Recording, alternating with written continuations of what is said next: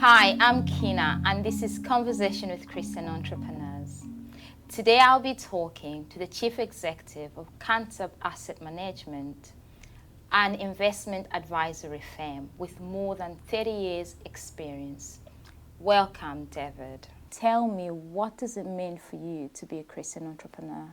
Well, it's a very interesting question, and I think that essentially we're all given God-given ability to be creative. I think every human being has creative instincts and creative juices, and so the concept of an entrepreneur, of bringing something from nothing or bringing something from different parts to make a whole is in some ways natural for all of us as human beings.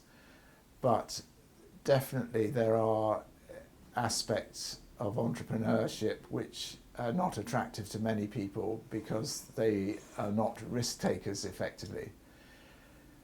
As a Christian, I believe that we are able to take risk. In a sense, it's like faith. Faith is a risk. Faith, by definition, is something that can't be proven absolutely.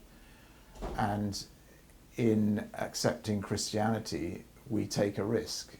And so to be a Christian entrepreneur is, to my mind, very natural because we are able to take risks in faith that there is, in our case, a God who cares for us and who wants us to survive and to prosper.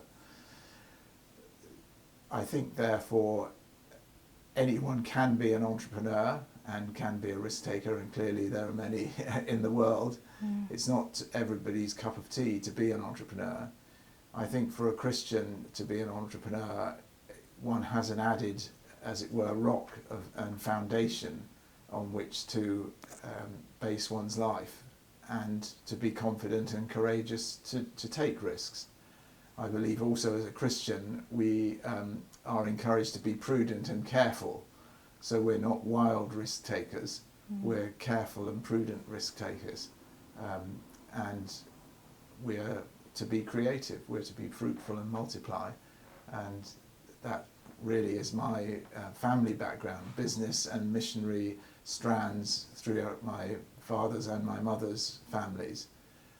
So I grew up with it almost in my blood. But each individual has to make their own decision as to whether they're going to follow the Christian faith or not. And I took that decision as a teenager that I was going to continue to follow the Christian faith because from the evidence I had, my parents showed love to me and they loved God, and therefore that was a pretty good indicator to me that I should try and lead a life loving one's neighbour and loving God. Tell us a bit about your business. What is it all about? Well, I read engineering actually at university and then went to study to be a chartered accountant in London. Whilst I was doing my finals, actually, unfortunately I passed them, I was introduced to a small broking business in the City of London and had the opportunity to arrange to buy that and pay for it over 3 years. And that business grew to be, it has my name on it, and it has grown to be now over 200 people with some 5 billion of funds under management, and it's in the investment advisory world. I sold it some years ago to a public company, so it's part of a public company now. And I was privileged then to be able to have the opportunity to start Cantab Asset Management some years ago and to build the team, building on the experience of that early business that I started and grew and sold. And tell me, how did you integrate your faith with what you were doing? I work in a highly regulated world, and interestingly the principles of the regulator of the financial world, the Financial Conduct Authority, are 11 basic principles. They used to be called, nicknamed the 10 Commandments, and then they added an extra one to make it 11. But those principles of integrity, honesty and fair play are principles which come directly from the Old Testament and from the Bible, and so are principles that are very close to my heart as a Christian. And to share those principles in everyday life with my colleagues, with clients, is absolutely something that I'm very happy to do. And it's interesting how many proverbs are of relevance today. Make plans by seeking advice, consider the ways of the ant, it stores its provisions in summer so that it has food for the winter. And a good man leaves an inheritance for his children's children. So all these proverbs and wise words are incredibly relevant to today. And in the book of Ecclesiastes, my father used to quote often to us, I think when he wanted us to do something, he would quote, "He who regards the wind and the rain will neither sow nor reap." And so it was an encouragement really to take courage and be confident, get on and implement ideas. Don't just dream ideas and don't implement. So get on with it. And whether it looks like cloud and rain, you can still go ahead.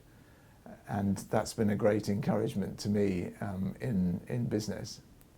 David, the last time I spoke to you when I was interviewing you from the book, we had an amazing conversation, but one of the things you said to me was really interesting and challenging.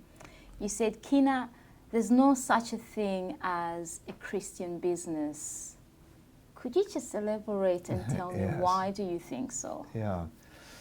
Well, ultimately, a business doesn't have a soul. As such, it's a limited liability business in most cases. And it dies when the company packs up or folds. It doesn't go anywhere else. Whereas, obviously, as a Christian, I believe that there is a heaven and a hell, and that there will be an afterlife. I think that businesses can behave with integrity and in ways which we would deem to be Christian, caring for the community, caring for our environment, caring for our clients, and that's something which very much follows biblical teaching. So I think in that sense, a business can follow Christian principles.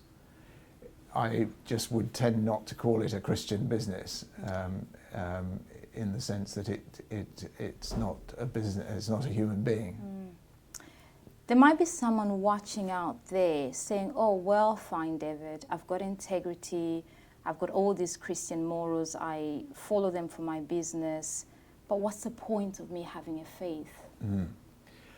I think that is really cutting to the chase, Kina. The crucial difference from following good principles, and many people follow good principles and good morals and are good people, the difference we believe as Christians is faith. Are we prepared to believe there is a God? Are we prepared to believe that Jesus Christ existed and lived on earth? Are we prepared to believe that there is sin in the world and we need to have forgiveness of sins in our own lives and in the lives of others, and to take this offer of forgiveness from Jesus Christ? That's the difference really for me between an individual who's a good person and an individual who's a Christian. They may be on a par in goodness terms. The Christian might not be as good as the other person, but the question that God looks at is, have we had our sins forgiven? Are we changed people or not? Not where we are on the scale of goodness. But the Bible encourages us to be good, to love our neighbour, and that's absolutely what we should desire. Some of us are better than others at effecting that. Thank you, David. And thank you for watching. This has been Conversation with Christian Entrepreneurs. For more information, you can visit Faith in Business website.